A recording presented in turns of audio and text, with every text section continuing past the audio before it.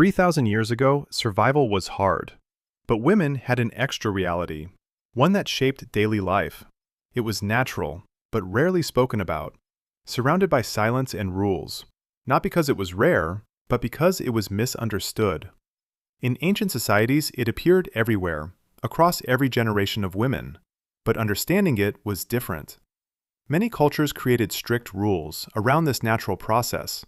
Some saw it as normal fertility. Others saw it as something separate. In ancient Greece, ideas were mixed. Philosophy, medicine, and belief combined. The body was meaning and biology together, so natural cycles gained interpretation. In some places, women avoided spaces, temples, rituals, and shared food areas. These rules were not universal, but they were widely practiced. In some societies, it meant separation, not as punishment, but as tradition, a rule that simply existed. Women might step back from tasks or avoid sacred places. These rules came from tradition, not written law, and they changed across regions. One fact stands out clearly. It was rarely written directly. Ancient texts almost avoid it, not because it did not exist, but because it was avoided. This silence is important. It shows cultural boundaries, what could be spoken about and what could not. Still, life did not stop. Women continued working every day. Survival never paused. No private time existed, no separation from life. Everything continued anyway.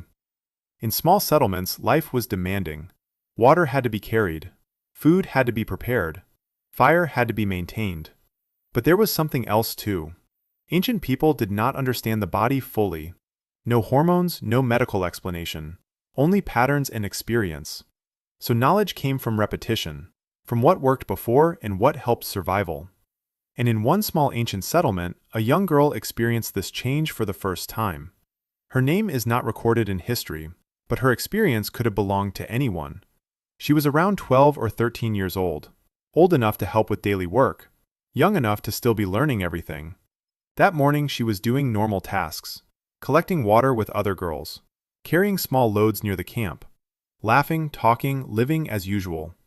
Nothing felt different at first, but later she noticed something unfamiliar, something she had never been told about. There was no explanation in her mind, only confusion and fear. She thought she was injured, or something was wrong inside her body. She did not speak at first, because no one had prepared her for this. She slowly returned to the group, trying to act normal. But an older woman noticed immediately, not through words, but through experience. She had seen this moment many times before.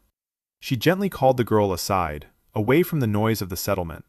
There was no panic, no shock, only calm understanding.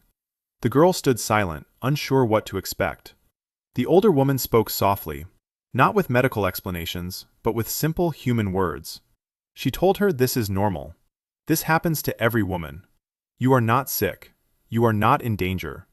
The girl did not fully understand at first, but the fear slowly began to fade, because someone else had walked this path before her, and survived it, and learned from it. Later that day, another woman joined them, perhaps her mother or an older relative. She brought cloth, water, and guidance. Nothing written, nothing formal, just quiet instruction. What to do next, how to continue daily life, how to adapt without stopping. And just like that, something unknown became something shared. Something frightening became something known, not through science, but through human continuity. In Mesopotamia, early medical texts existed. They described the human body, but mixed with symbolism and early spiritual thinking. Ancient people were not ignorant. They were interpreting reality, using the tools they had. Biology itself is consistent, but interpretation is not. Menstruation is part of reproduction, but never exists alone socially. Culture always surrounds it. Pregnancy was frequent. Breastfeeding lasted long periods. This changed the body's rhythm.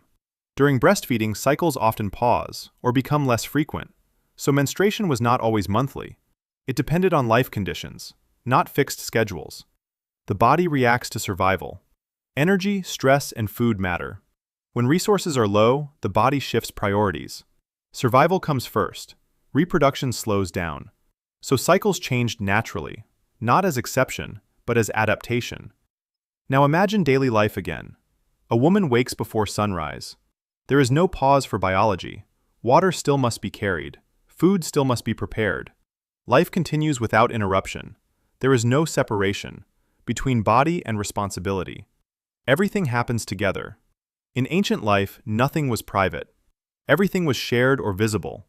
But support still existed, especially between women, between mothers and daughters, between grandmothers and grandchildren. This was silent education, but constant education. Not lessons in words, but lessons in life. Knowledge lived inside routine. How to manage change, how to understand timing, how to stay calm, all passed quietly, from one generation to next. When we study ancient life, we often expect simplicity, but reality was layered. Biology and belief existed together, not separated like today. Women lived inside both systems, between nature and culture, between survival and meaning. And this shaped human history, for thousands of years. What we call private today was once shared human experience, taught quietly by mothers and remembered by grandmothers. Not hidden in the same way, but shaped by culture. And one truth remains. Human biology did not change. Only our understanding did. Ancient people were not distant. They were simply interpreting differently. The same human body, in a different world. If you enjoyed this story, subscribe to Throw Red Tie.